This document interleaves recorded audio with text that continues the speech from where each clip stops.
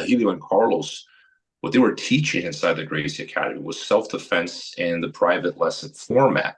They were not focused on group classes or live sparring, which reinforces my point that what we do was really born in 1975.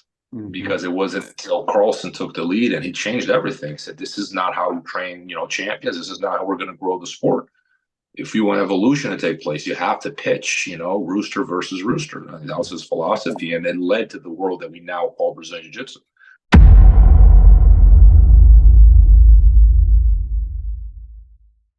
I think Jiu-Jitsu lives a moment of chaos because everything's all over the place, right? No one's really agreeing on what they're doing. People can't even agree on what Jiu-Jitsu is. You ask 20 different black belts, you got to get 20 different answers. It doesn't happen in judo. It doesn't happen in wrestling. But it's a big problem in Brazilian Jiu-Jitsu, and people are making so much money, they don't seem to care. Like, the problems are just screaming at me. Like, guys, you don't see where this is going. Like, I think there are major problems with this.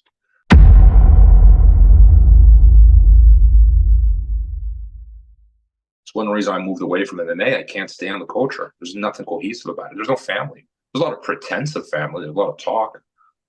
There's a lot of self-congratulating. There's a lot of patting each other on the back. There's a lot of fakeness, but true friendship, true bonding. There's not many camps that have that in MMA.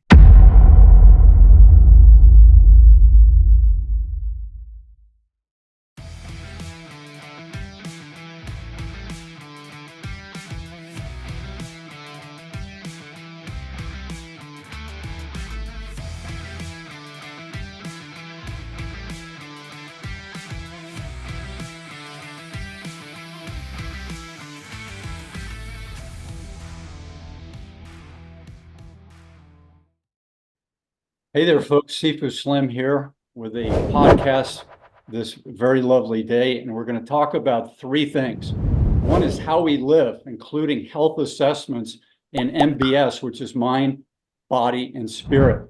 We're also going to talk about history, big questions, intuition, deep dives, and big finds. And then we're going to talk about a general overview of the current time we live in, and we'll share that with someone they call professor, for those uninitiated in the world of Brazilian Jiu-Jitsu and certain forms of martial arts, rather than just sensei or Sifu like me, or master, they call them professor. So today we have a martial artist who's proven himself in competition, in teaching, in authorship, in history, and a number of other things. And he's a very interesting guy. I landed on Robert Drysdale very recently, and I'm amazed because he's been out there and he hasn't crossed my path until recently. So Robert, I'm Sifu Slim, delighted that you came onto the podcast today. Maybe share a little bit about yourself. Thank you, Sifu. Thank you for having me. It's a pleasure to be on here.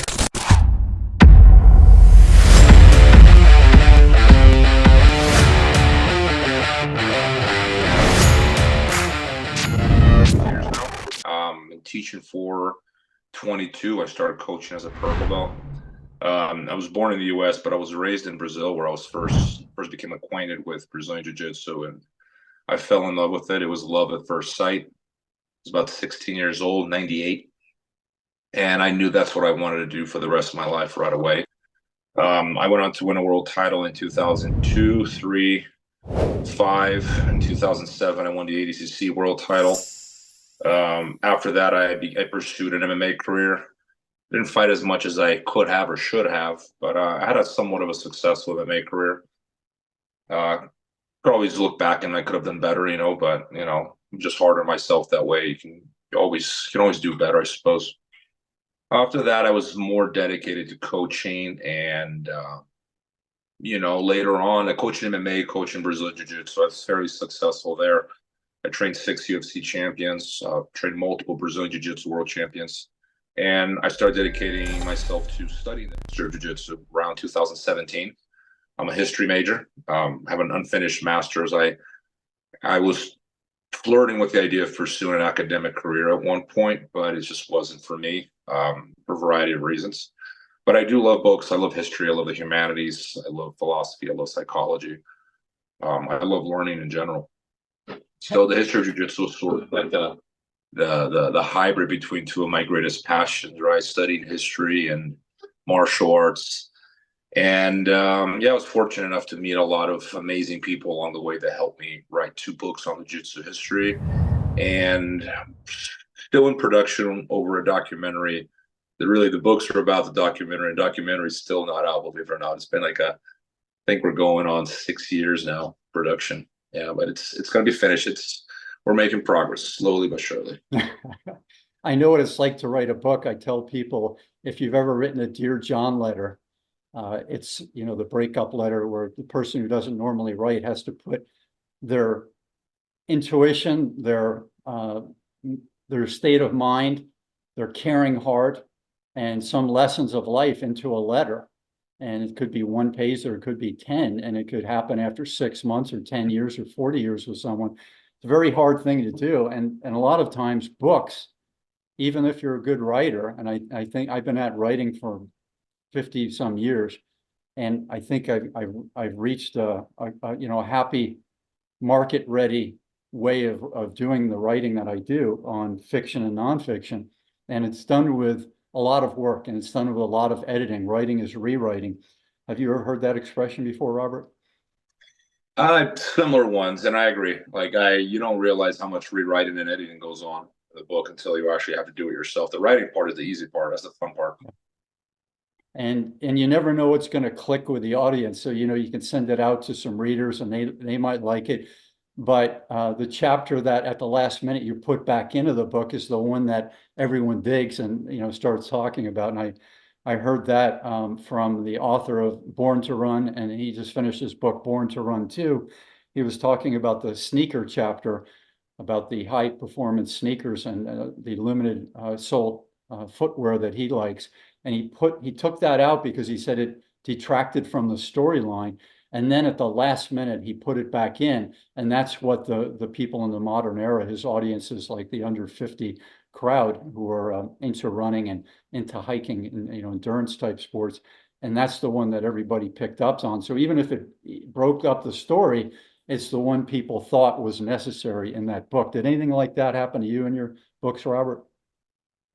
Oh man, it was somewhat of a ride, man. The first one was fairly easy. It was during COVID, so I was able to sit down and just write uninterrupted for 3 weeks straight. I mean, the book was written in like 3 weeks. The first one it was fairly quick. The editing, because I mean, I had nothing else to do, no one to bother me. The biggest enemy of any writer are interruptions, right? Like people, your phone, especially. So I was able to stay away from all that. And then editing took longer. I had a really good editor for my first book, Scott Burr. He went well and beyond his pay for editing the book and helped me with cover and all that. The second book was actually not only harder to write, I made the mistake of editing it myself. Hence, it's got more typos as I'm learning. But it was a lot more work. The second book took, I want to say, from idea to publication about a year. Mm-hmm. And it was a lot more between many interviews and translations and rewriting and editing. I think I must have read that book 10 times from cover to cover by now, and I still miss typos. It's almost impossible to spot them all. But I have all sorts of moments there, man. Like you learn a lot about the art of writing. I didn't go to writing school. It was just something I liked to do on occasion. Yeah. I did fairly well writing essays in school. So I always wanted to write a book. But now I think it's like a part-time career sort of thing, like accidental, really. Wasn't expecting it, but I really enjoy the process of creating. So, Robert, the idea I wanted to share with you, so Sifu, it comes from being a master in something. And so I'm about wellness and mind, body, and spirit. People think that I'm a fitness guy because that's what I do every morning, and that sets the course for the rest of the day, helps my neurology, my physiology, my demeanor, and the list goes on, digestion. And when I say Sifu, it's really a master in learning about life. And part of life is Brazilian Jiu-Jitsu for me. So I spent time with really cool masters of Brazilian Jiu-Jitsu, and I found that they were very intellectually gifted and very intellectually stimulating, and they all had interesting life stories. So that's what I do, is I kind of get enhanced by the stories of other people. And so if you had to put something on my tombstone, it would be the man of a million stories, because for some reason I was born with a brain that remembers stories. So if I can do any course in a master's degree or a PhD or physiology or history or culture, whatever it is, if I can think of it as a story, a journey from point A to point B, et cetera, then I can remember it for a very long time. So for example, if you and I went on a road trip to your next seminar or whatever you were doing, and we spent 2 days, getting to the location and doing some workouts together, you'd probably share some stories and some messages, and I would remember them for a very long time. Maybe 40 years later, I'd remember 30 or 40% of those stories. So that's kind of the gift that I was given at birth, and it's helped me in a lot of ways. But sometimes can busy the mind too much and disallow me to focus on some things I need to focus on because I'm thinking about a story that Robert shared with me years ago. Anything like that resonate with you? All the time, Sifu. Like I daydream a lot. I'm pretty sure I have some level of ADHD. Always since school, till this day, it's caused me problems in my personal and professional life. But I like it. I don't dislike it. Sometimes you'll say something like you said, and I'll go on these tangents, and I'll be gone for 15 minutes, and I come back, and I think it's my way of coping with the world. It bothers other people more than it bothers me. So I heard some talks about the Brazilian Jiu-Jitsu history.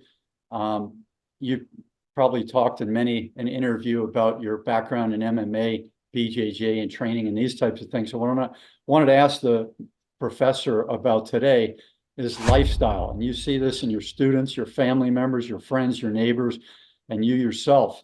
And I wanted to ask you about how we live in the modern era, how we assess our health and mind, body, and spirit.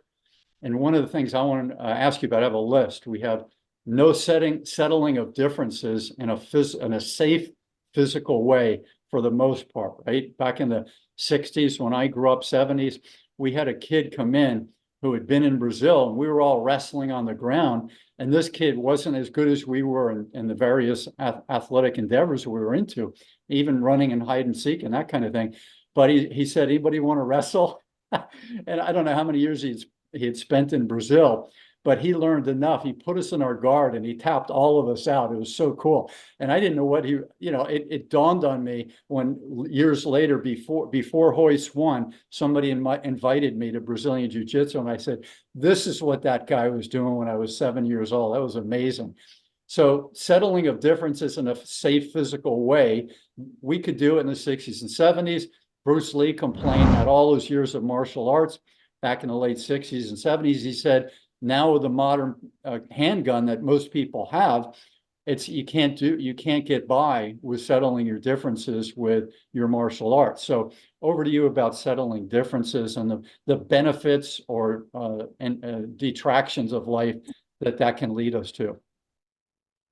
One thing, much prior to Bruce Lee, Jigoro Kano had that issue already, right? He bumps into his issues like, how do I find a purpose for this? I want a purpose for it.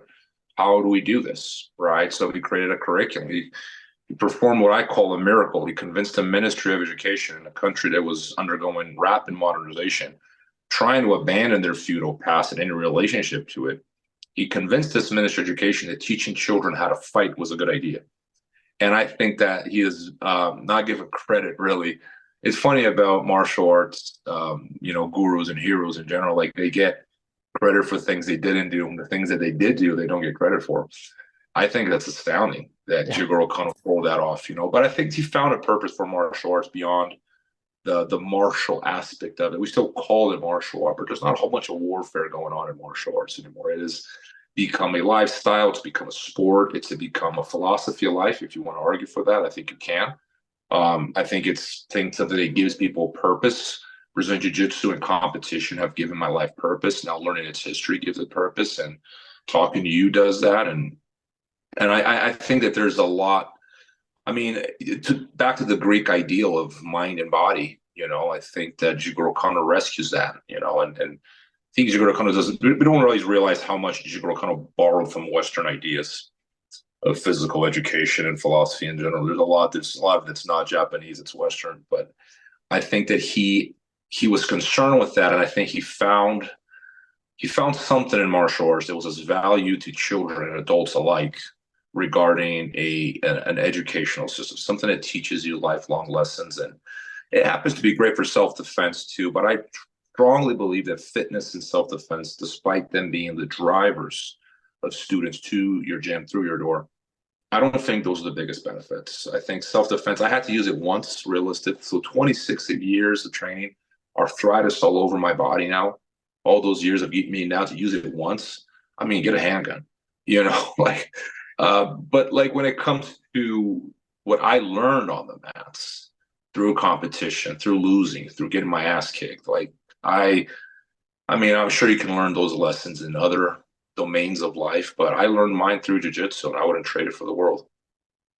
So the idea of self-defense, one of the questions is, before I jumped online with you today, I walked outside where I am today and for about a month in Savannah, Georgia, and there was some noise outside, and it sounded semi-violent.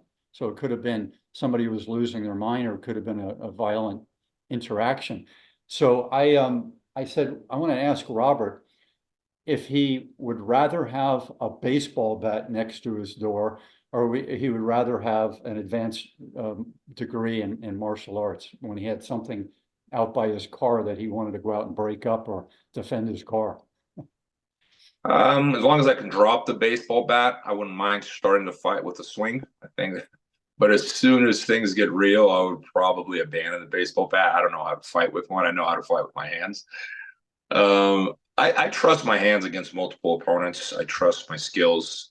Of course, depends on the quality of the opponent. I think that's something a lot of people overlook. Their athletic ability, their level of aggression, and their skills. These things count, like you get some guys out there that aren't skilled, but man, they hit hard. Like they have a natural punch to them, and they'll knock your head off. They hit you, and they don't have skills, but they're swinging and they're very aggressive. Sometimes aggressiveness is technique. Taking the initiative and not hesitating. So all these things are taken into account. I think I started martial arts or Brazilian Jiu-Jitsu because I wanted to learn how to defend myself. I want to learn how to fight, but that's not why I stayed. I stayed for different reasons. I stayed for lifestyle, community, purpose. I became obsessed with competition. Now I'm obsessed with teaching, and I think I found my calling, if such thing exists. I think, Brazilian Jiu-Jitsu and MMA were my calling from the beginning, especially coaching. I'm known more as a fighter, but I think I'm better at coach than I am fighter. I think Rickson Gracie, when they give him that the advanced belt, is it a coral belt or red belt that his brother is in his front? I think he got the red belt from his brother, but he's not old enough, so I think he gave it back. Yeah, he said he was going to put that away until the future. He wants to honor the heritage and the rules, but he's out there teaching as an older guy. He's about a year and a half, 2 years older than I am, and he's so into the teaching that you can see how dedicated he is. And they came in and they were all of his friends for 40, 50 years, and his brothers, two of his brothers were there. And it's fascinating to me that he really put his all into the art of Brazilian Jiu-Jitsu, and especially the realm that he gravitated to at a very young age, which is more self-defense oriented, more limited rules. I think that, can I add in limited rules and be accurate, or is there a better way to sum up what Rickson's main drive is in Brazilian Jiu-Jitsu?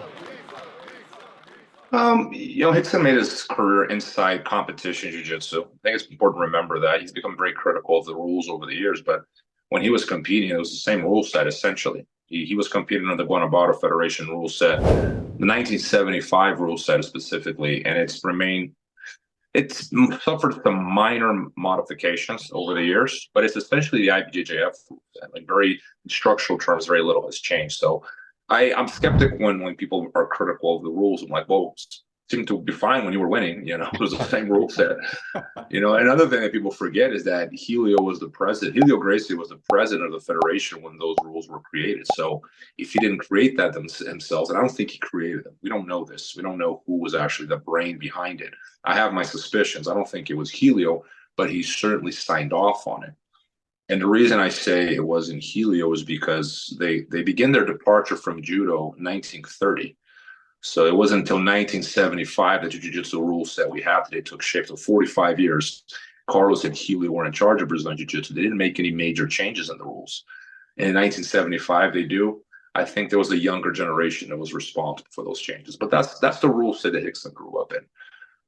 So I think it's very odd when people criticize it in general. Competition in general, like how do you evolve without competition? Sure, competition has rules, it has problems. I'm the first one to point them out, but how do you evolve unless there's someone trying to beat you daily, or weekly or monthly? Like, you need rivals to grow. I just don't see how else you grow.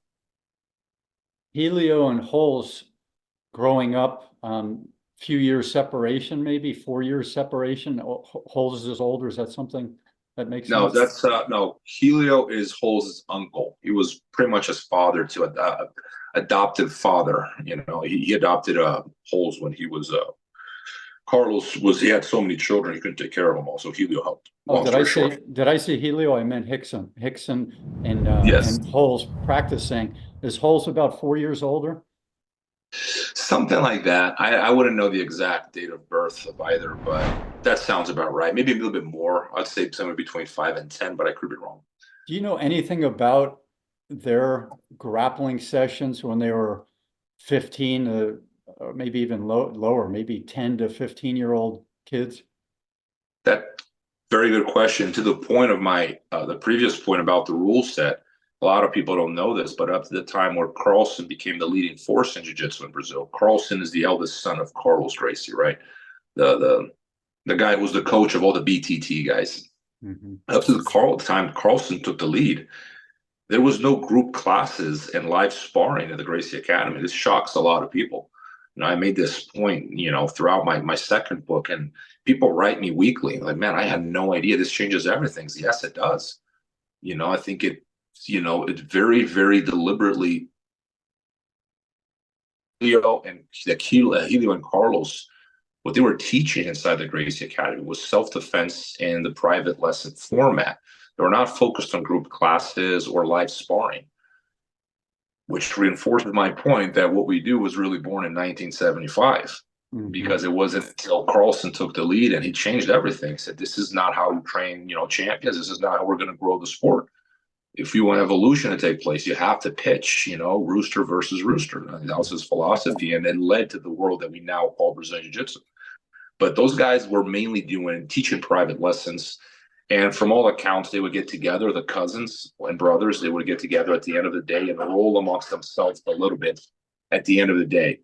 So even though those group sessions did exist, 5, 6 individuals at the end of the day, how much evolution was really going on, and I think that goes to show, and this is confirmed by testimonies. Like, we see Carlos Gracie Jr., the president of the IBJJF, he didn't even hear about the triangle until the late 70s, according to himself.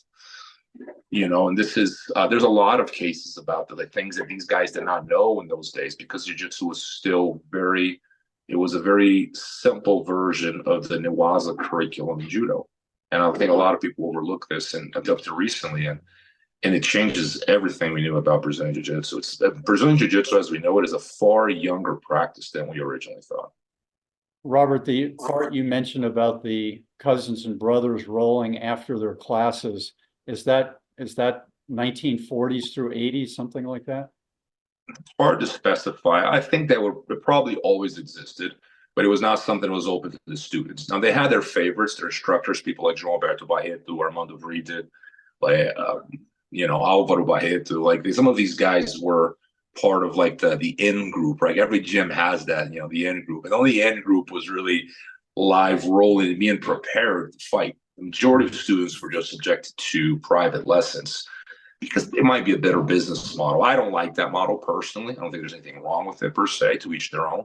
I don't like it. I'm interested in competition and in live sparring, and I think you should make martial art as close as possible to reality. It's difficult to achieve that in a private lesson, self-defense format. But these guys were primarily only training amongst themselves, and it didn't seem to be, I wasn't there. The testimonies confirmed that they did train on occasion and at the end of the day, but it doesn't seem to be very competitive or even consistent. It wasn't until Carlson that became like the methodology for jiu-jitsu. It was just like pitch, rooster versus rooster. And I think that set Brazilian jiu-jitsu on a whole new evolutionary course. Robert, did you put a timeline of significant transformations in BJJ in any of your books? Both my books, Sifu, have a timeline. Not only the changes, but the events, the characters, right? Like the protagonists of the story, they're all in there. So there's a timeline. I think one of the most I put this at the last item in my second book in the timeline was Instagram was created, and I'd be like, what does Instagram have to jiu-jitsu? I'm like, everything. Instagram Everything, changed yeah. everything. Yeah. Instagram became the grand master of jiu-jitsu. Now, there's a red belt in Brazil called Mansour, who was technically the 10th degree. He was one of Helio's original black belts. But I don't think he's in charge of jiu-jitsu. In fact, I don't think the IBJJF is in charge of jiu-jitsu. I think it's the internet. I think it's this conglomeration of white belts and hustlers. They get together and they keep pushing for like this agenda or that agenda, and they're battling. So I think jiu-jitsu lives a moment of chaos. Everything's all over the place, right? No one's really agreeing on what they're doing. People can't even agree on what jiu-jitsu is. You ask 20 different black belts, you're going to get 20 different answers. It doesn't happen in judo. It doesn't happen in wrestling. But it's a big problem in Brazilian jiu-jitsu, and people are making so much money, they don't seem to care. Like, the problems are just screaming at me, like, guys, you don't see where this is going. Like, I think there are major problems with this. But I've tried to argue to, unify and create something more cohesive and trying to go back to the old ways, maybe take a step back, reorganize, tactical retreat for the art, and then move forward with a new vision and something a little more solid. We have some major problems in the very foundation of the art. And but the money's too good. People don't care. People tend to look at money as the metric of success, and immediately maybe that is, for individuals, but for the art itself and its longevity, I think that's very short-sighted. I think what you said about making money is relevant and it's valid. One thing I also saw at a martial arts center in South Florida about 2 weeks ago, I met a person and he got injured by being stupid. He was partying and he shares this openly, and he injured himself, I think his shoulder. And all of his friends that he was doing jiu-jitsu with in Brazil surpassed him, and they were all getting purple belts when he was still a blue belt. And he felt really bad. And so they said, hey, why don't you come back in here? So he rehabbed his shoulder. He got back in. He's a black belt now. But it gave him a job. It gave him the chance to come to the United States, open up a center, pour out his heart, pour out his energy, develop a school. And so this idea of, finding your career path through jiu-jitsu. I mean, think of how many people around the world had a job that was rotten when they were 16 or 28, and they get into jiu-jitsu, they really love it, and they say, I want to do this. I want to be around people. I want to get my sweat on, get my coaching on, and put belts around people's waist. So share with me your thoughts about this lifestyle of being a Brazilian Jiu-Jitsu school owner. Those are amongst the positives of the democratization process, right? The commercialization, the popularization, whatever you want to call it. Those are amongst the benefits. It's brought meaning and to the lives of many people. It's changed people's lives. It's brought mental health to a lot of people. But I think we ought to remember why it is that these people walk in through the door. We're still living off the coattails of the credibility that Royce Gracie gave us in '93 and the early, what I call the second wave of jiu-jitsu practitioners, the people that introduced me to jiu-jitsu, right? Those guys were, in my opinion, the best fighters in the world at the time because they had this concern with the reality of combat. So Brazilian jiu-jitsu came with a lot of credibility, so much so that I think it posed a threat to a lot of martial artists out there. We immediately started adding grappling to their programs. We just had the Judo Federation, the IJF, modify their rule set to allow more time on the ground. It's happened a few years ago. I mean, wrestlers are learning guillotines and arm bars. Like, there's the crossover between wrestling and Brazilian Jiu-Jitsu is huge. I see karate gyms. We have a karate gym here in Las Vegas that has one of our instructors teaching there Brazilian Jiu-Jitsu because they want to learn the ground. So it really shook the martial arts world's foundation. And because jiu-jitsu, it was specializing in an aspect of the game that most martial arts were neglected almost entirely, which was grappling, right? Or submission game of grappling, at least. I worry that by the thing about popularization is that you have the standard up high. So those of you who are just listening, I got like my hand up high, right? And then you have the people. right below the average. You either have to raise the people to the top, or you have to lower the bar for the majority, right? For people. The question is, which one do we do? Now, we can do a bit of both and be somewhere in the middle, but there's a lot of decision making that goes on. The top decision making of any gym, or even a higher ranks of the arts leadership, is that you have to make the decisions. Are you going to water down the product to achieve greater numbers, hence popularization? Or are you going to keep the standards high and maintain credibility for purposes of longevity?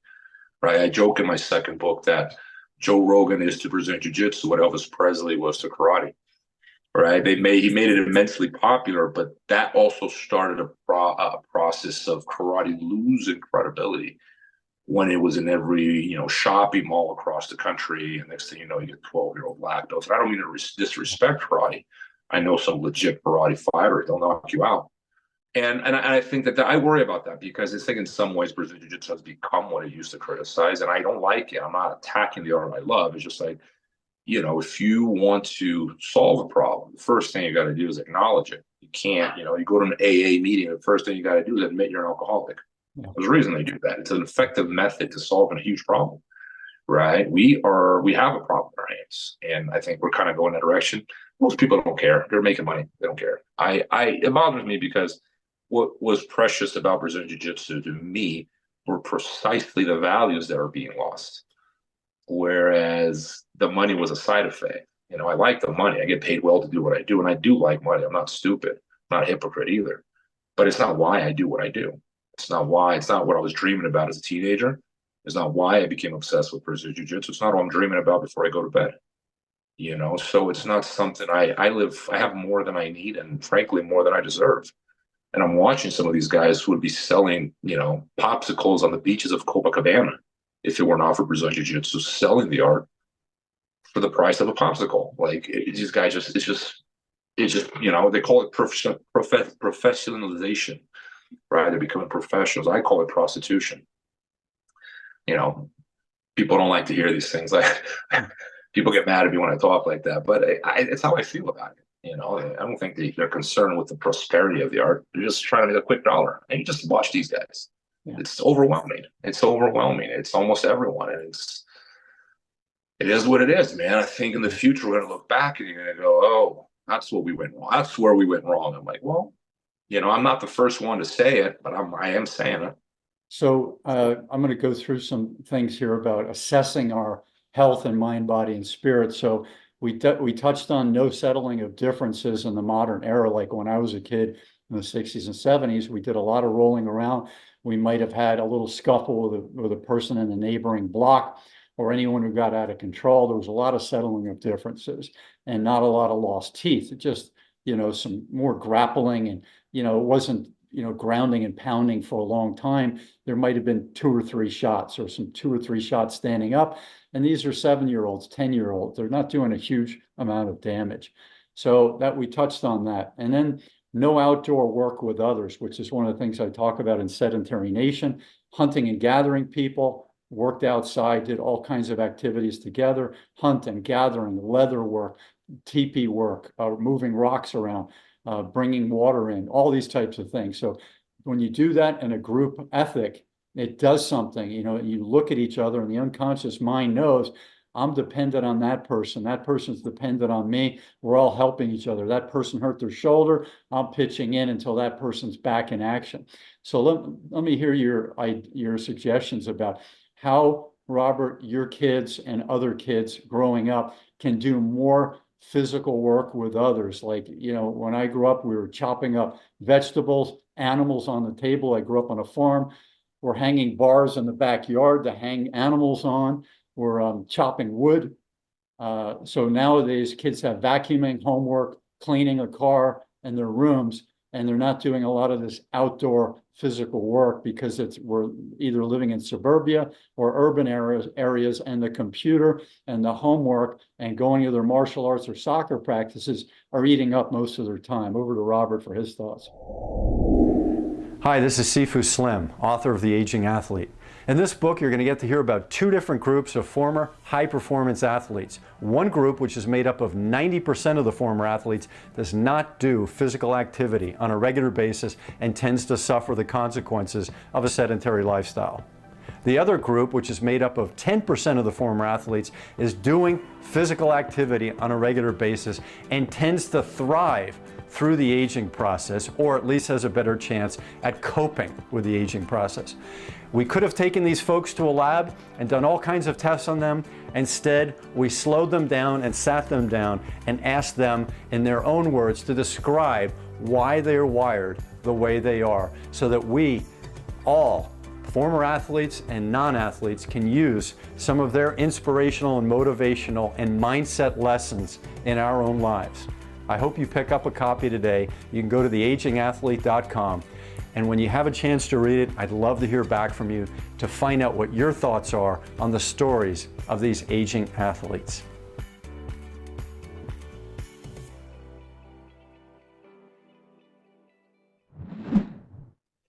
Community, I mean, I don't think that was something Jigoro Kano intended. And I keep bringing him up because he is the father of our understanding of martial arts. But community was a side effect, and it was probably, one of the most beneficial ones, certainly. I go to the gym not just to train, I go to see my friends. There were times I was injured. I couldn't train, but I'd still make the drive to go to the gym every day because I just wanted to watch my friends train and wanted to hang out and have a good laugh with them. It was my happy place. And camaraderie, brotherhood, cohesion. You're talking about the group bonding. I watch your back so you can watch mine. It's one reason I moved away from MMA. I can't stand the culture. There's nothing cohesive about it. There's no family. There's a lot of pretense of family. There's a lot of talk. There's a lot of self-congratulating. There's a lot of patting each other on the back. There's a lot of fakeness, but true friendship, true bonding. There's not many camps that have that in MMA. Khabib is the one who always comes to mind, but most camps don't. They lack that because MMA, due to the show business culture, is very individualistic. It's incredibly selfish. There's not a lot of giving back to the community that brought you up. And not just the coach who gets screwed over after he trains you, but your own teammates that train you and help you prepare. People swap camps, no loyalty, no allegiance to anyone, and it's I think it's awful culture, personally. Yeah. Brazilian Jiu-Jitsu is becoming like that as it becomes more professional. Again, professional. It's a euphemism. I just call it prostitution. Call it what it is. And as more money is brought into the art, then it tends to be corrupted like that. And it's happening in Brazilian Jiu-Jitsu, and I'm starting to not like it.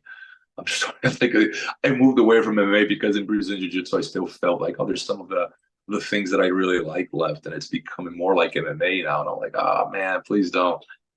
I don't think there's anything you can do about it. Everyone's fighting for popularity, but popularity has this side effect. Brazilian Jiu-Jitsu is not the first part that undergoes this, but I think that, going back to my point of what I reminisce of, old Jiu-Jitsu, it's not the technique so much. I love new stuff. I love evolution. I love novelty. I think the new generation is way better than my generation. I'm not disputing that. But in terms of the values, we went backwards. I have no doubt about it. We went backwards in terms of, the Brazilians they contrast raiz and Nutella. Raiz is roots, meaning tough, strong, in the ground, firm. Nutella is the dessert. In Spanish. Raiz, yes. Raíces. Mm-hmm. Raíces, same thing, right? That means tough and strong, tough love approach to the world. Nutella is the dessert. It's soft and sweet, and everyone likes it, and it's very fruity, or not fruity, but you know what I mean. And that's kind of how I feel. I like Jiu-Jitsu Raiz, and it's practically dead now. I'm like a dinosaur. That's why I call myself in the community. I'm on the verge of extinction. I'm one of the last of the Mohicans here, fighting for the old ways. Because I think that a lot of valuable things were lost. And people, it's funny, the younger generations, they're completely unaware of what I'm talking about because they walked into Jiu-Jitsu. It was already what it is now, like a commercial practice. They missed out on when it was I want to say a gang, but not in a bad way. I want to say a tribe. Maybe that's the word, a tribe.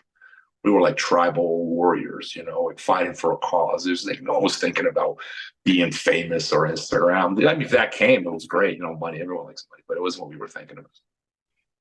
So for the people viewing this, please hit the button down below, give us a like, and then share your questions and comments respectfully. Humorously is fine. And tell us what you think. You have a few more minutes, Robert? Yeah, sure. Okay. So the idea, you have kids, and I mentioned the no chopping woods, no outdoor work with others for the most part. And now we have play dates instead of wandering the countryside or the neighborhoods like when I grew up. Can you share a little bit about raising kids in the modern era?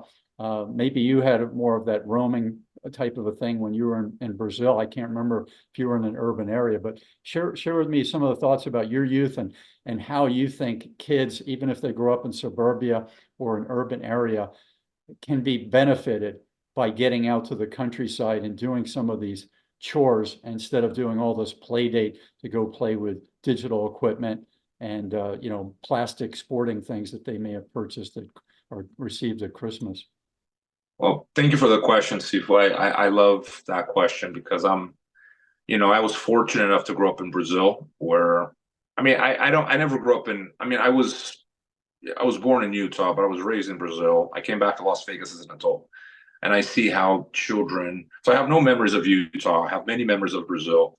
And my experience with upbringing in Vegas has been as a parent and watching other parents, not really being a child in Vegas. So, but when I see children in Vegas, I feel bad for them.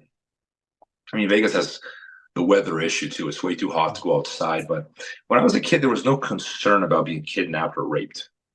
And I don't know if pedophilia wasn't an issue then, if kidnapping wasn't an issue, if violence was a smaller issue, but we weren't thinking about it. And it didn't happen to anyone. Like none of my friends were raped. None of my friends were like kidnapped.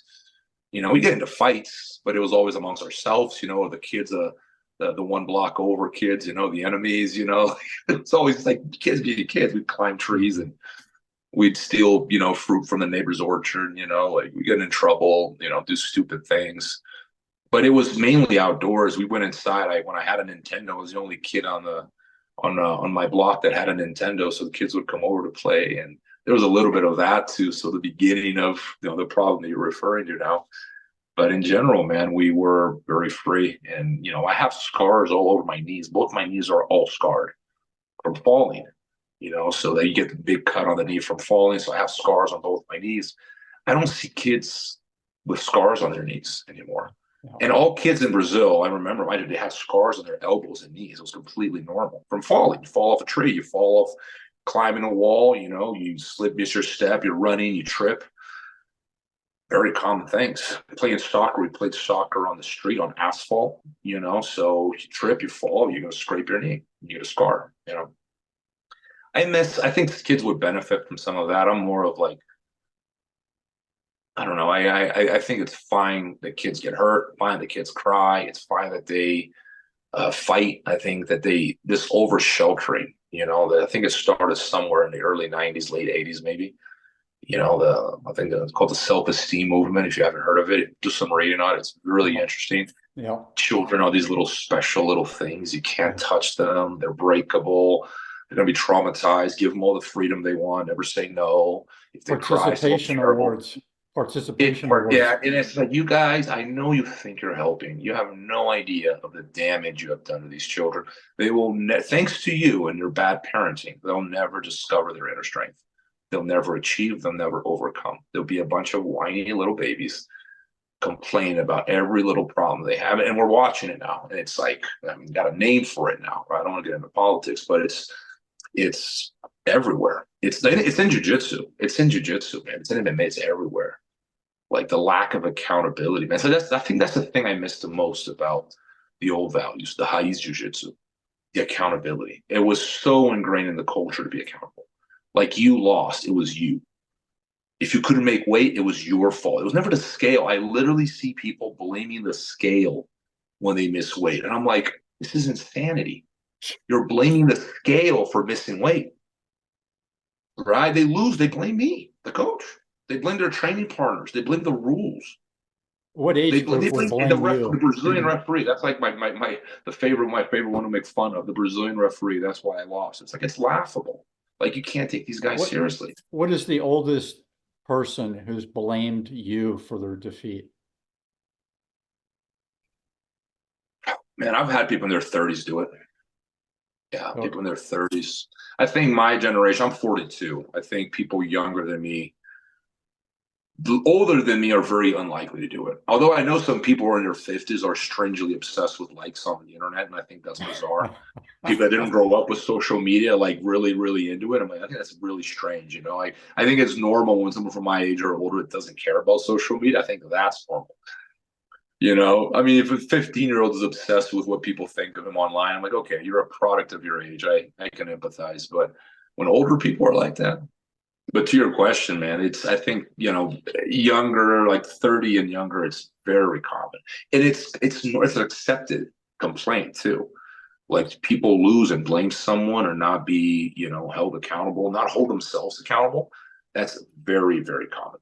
And I don't know how else to help people other than telling them that's the first thing you need to change. I say it almost every day after class. My students are tired of hearing it. But the reason I keep repeating it because I think that it starts with that. You can't, everything else is like less efficient unless you first learn how to be accountable.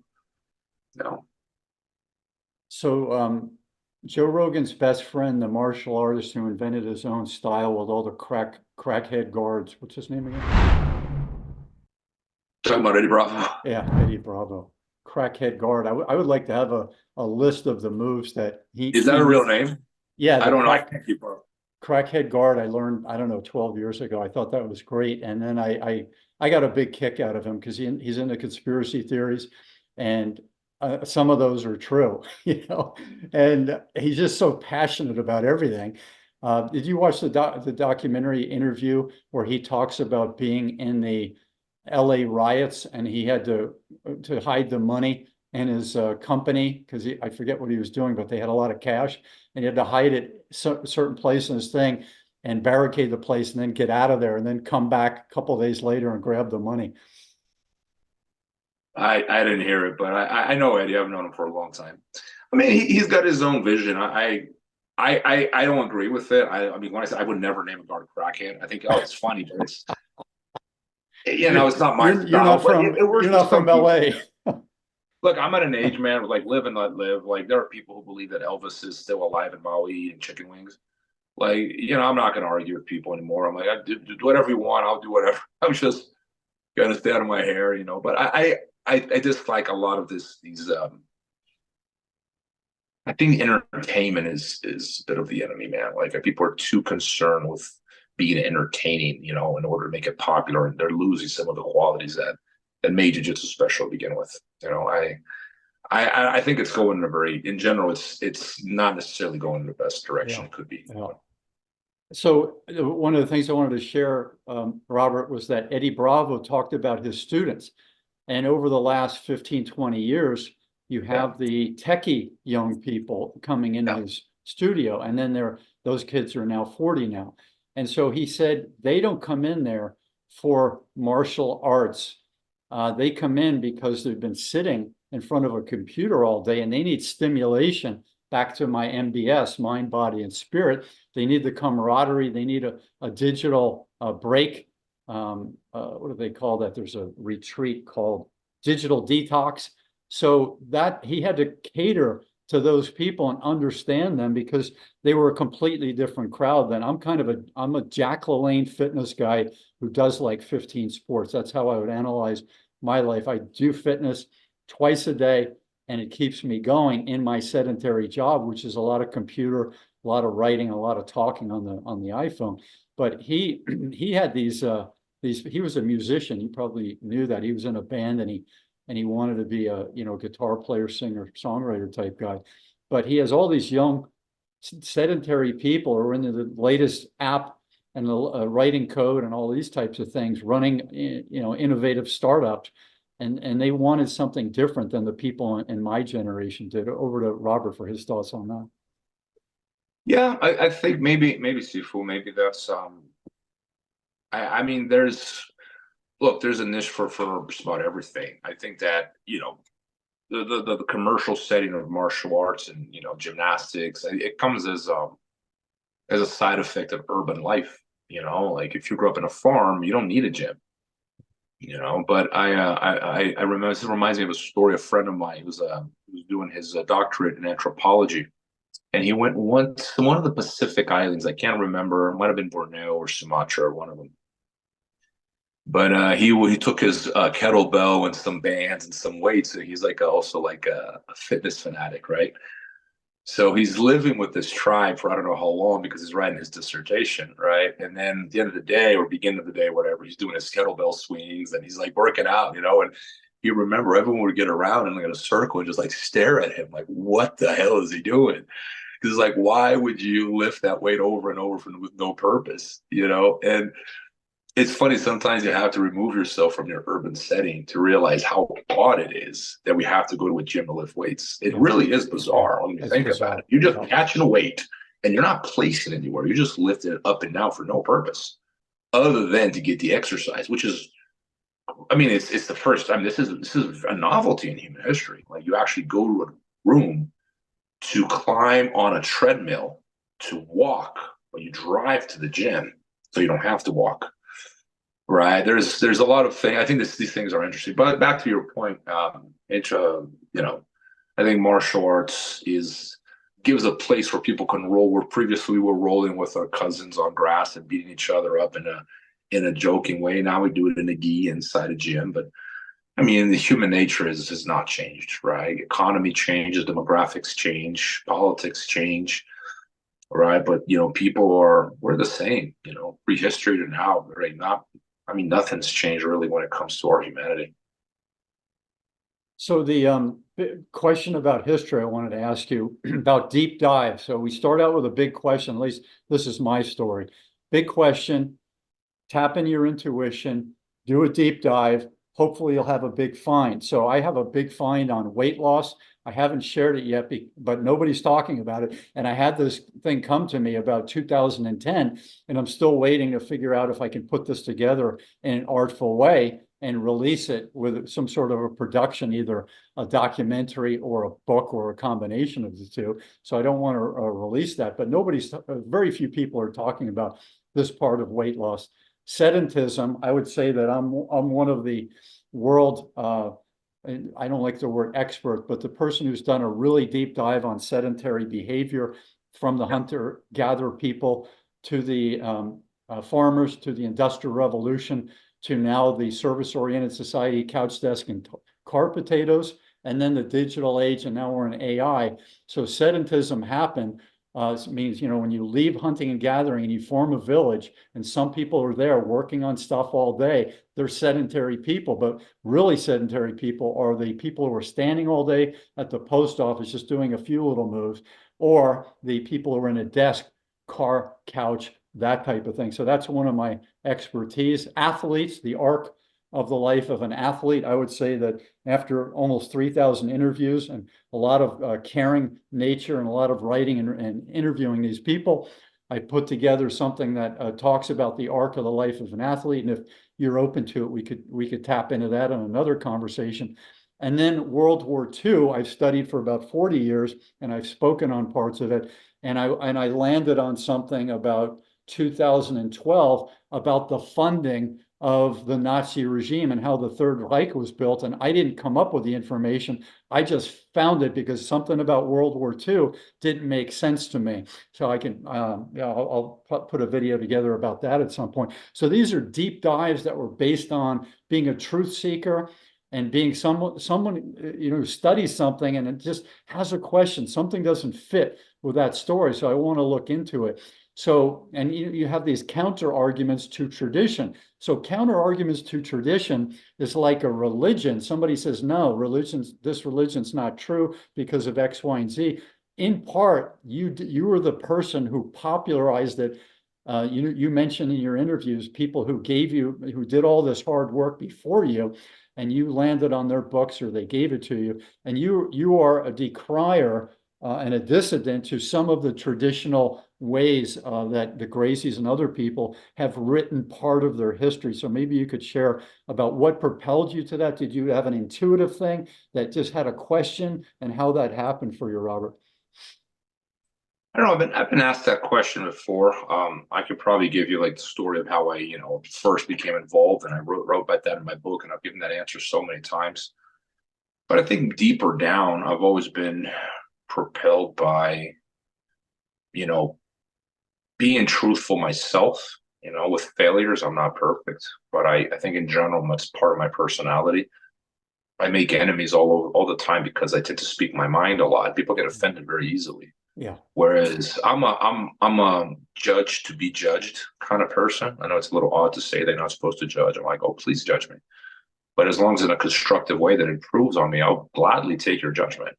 And I want to do the same to you because if I care about you and I want you to improve, it's a coach mentality, I guess. Like I'm critical a lot of times because I care, and it's my way of caring. I'm always suspicious of people that keep telling me what I want to hear. Like they don't do much for me. So, I prefer people who are critical, and I think that that's always been my personality thing. I think I've been like that since I was a child. Like it's hard to say an event or a person that's done that to me. I prefer truth seeking, and if there's to be any goodness in the world, it won't start with a lie. That much I know. If you want to be, and whatever you build, you have to build it on solid foundations. You're not going to build a castle on sand, right? You don't build a cathedral on sand. You have a solid foundation for anything you do, and that solid foundation is reality. It's the truth. And I think jiu-jitsu misses out because they were so worried about popularizing it. They left all these gaps in the story, and I'm like, man, you're actually doing yourself harm because now they can question the one thing that's not true. They can question everything else because of that one thing that was false. You understand? Like, you ever argue with someone who's a master manipulator? Yeah. And there's like 99% of what you say is true, and you slip, maybe. You say something that's not true, or you exaggerate. And now they make that the whole story, right? I mean, I can think of examples about this in world history, like left, right, and center. Like, this is typical propaganda. Now, they did catch you lying or distorting but that's not the whole story. But a good propagandist will do that. He's going to focus on that. He's going to make that the whole story, right? This is like my mentality was, no, man, we have to try to avoid give any ammunition to someone who's trying to attack jiu-jitsu, or I don't know. I think I had good intentions in general. As part of it was boredom, part of it was ambition. I like to do things. I like to create things. I have a creative mind. I'm always busy doing something. But I think I had, in general, good intentions. I burned a lot of bridges doing this. I'm not even sure how many, but a lot of doors closed. It hurt my income.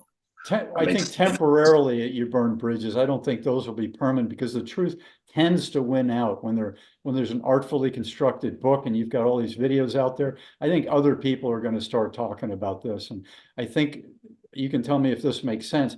The Gracie families did most of the exposition of their story verbally and on just the background on their websites, not very detailed unless I'm missing out. I guess Horian probably wrote a book, and some of the other Gracies probably wrote a book with this information. So I'll take back what I just said. Yeah, well, the story started being told in '93. It's been repeated relentlessly by everyone, even the people that had no authority to speak on it because they didn't know it either, but they repeated it by repetition. See, the repetition is very, very powerful. I didn't realize how powerful repetition is. You keep saying it. If it goes on long enough without questioning, right? People assume it's the truth. It becomes reality. When I was a kid, I thought the TV couldn't lie. It's like if it's on TV, it must be true. And I realized, I'm gonna hold up here. These guys are lying, and then that was sort of like one of those eureka moments of like, so the TV can lie. I'm like, this changes everything. Like, how can people still watch TV? You don't know what's true and what's false. I thought there was some kind of minister of truth, like in Orwell's novel, screening everything so only the truth could be said on TV. That doesn't exist unless you're in a dictatorship. It's probably a good thing it doesn't exist. But the side effect of that is like it's not a lot has credibility. So the only solution is to learn how to think for yourself, which is extremely hard. It's way easier to believe. Everyone is saying it. There's a million likes. It's probably true. Let's just go along with it, right? But critical thinking is an effort. This is why I think Chat GPT is the end of humanity. Man. That's like the worst thing that's ever happened. People are applauding. I think it's great. I no longer have to think. I'm like, you really think that handing over what distinguishes you from the animal kingdom, and you want to throw it out the window and hand it over to an algorithm programmed by someone? and you're okay with that. You're giving away the art of thinking. You're just throwing it out. History's a bin, just like throw it out. It's what distinguishes it from animals. That's what you do that's different, is you can think. Writing is an act of thinking. If you're not, you have to think to write. You're going to throw that away. Now you got Google, you got Wikipedia. I have students of mine argue with me. You don't need to read books anymore. I got Google. And I find that shocking. We're talking people in their late 20s, early 30s who believe this. So younger generations are even more likely to believe it. And I sound like a dinosaur, but I think it's the end of thinking. If we're going to hand everything over to AI and let the computer do all the thinking for us. So what's left of you? You're just like this. The Matrix becomes a documentary at some point. You're just this living thing that eats, breathes. Amazon delivers food into your mouth. Pretty soon a drone is going to come over and pour food into your mouth because Amazon doing everything for you. You don't have to chop wood. You don't have to swim. You don't have to climb. Okay, so what's left of being human? These things bother me. And I think jiu-jitsu is, to me at least, was like a safe haven from all that. Jiu-jitsu is real. It's truthful. You can't lie on the mat. The best guy wins. You have to work hard. You have to be accountable. Like all these things that I always liked about the world, I found them in jiu-jitsu, and it breaks my heart to see these things be replaced by, you got to be rich and famous and, and have followers and money, and that's all that matters, is entertaining people. And I'm like, man, we're losing something incredibly valuable. And, I think that the loss of values, they go hand in hand. You replace one for the other, and it's like a spiral. It just goes downwards, and it's like it's a global phenom, man. It's not just jiu-jitsu. And it's sad because, I think the civilization we're proud of our technology. So we're thinking of our height of our, achievement as a species, but I don't think so. I think in some ways it's getting worse. We're reading less. I don't think we're as smart as we were 100 years ago. I think it's going downwards, really. Yeah, the Harvard professor who's similar in age to me, who has written all kinds of interesting books over the last 3 decades, Daniel Lieberman. They call him the barefoot professor. He runs barefoot through Cambridge, and except maybe in the snow. But he called it, I think, disevolution in his book, and I called it devolution in my book. And we both wrote books about similar things at the same time. And he's famous, and I wasn't at the time, and I'm not quite yet. I'm just starting to hit that.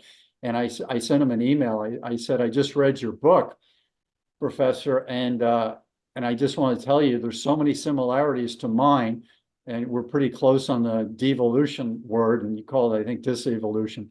And we talk about a lot of the same things. This is my book, Sedentary Nation. I just said, I want you to know that every day for 4 years, when I was writing this, I emailed the latest draft to myself for backup. So if there's any question about plagiarism, I've got this proof. I just want you to rest assured that I didn't. And he said, his book came out maybe a year before mine. And he said, this stuff happens all the time. People get on a wavelength, they're finding the same narrative, and they research similar things. They come up with the same type of book. It happens all the time. But he said, I'm going to read your book. I'm going to download it from Amazon. And I encourage people, if they want to learn about our culture, it's the first book I've found on the history of physical movement, from the hunter-gatherers all the way to the modern era. And there's a lot of psychology, history, anthropology, mindset, and wellness tips mixed in with us. So I hope people pick that up, because it's kind of my opus. Yeah. Okay. Do you have time to do another one if I shoot you an email, maybe a month or two? We can organize another one. We can go on with this forever. Just let me know when. All right, brother. So aloha to you. Have a good class, and we'll talk to you on the flip side. All right. Thank you, Sifu. I appreciate the opportunity. Obrigado.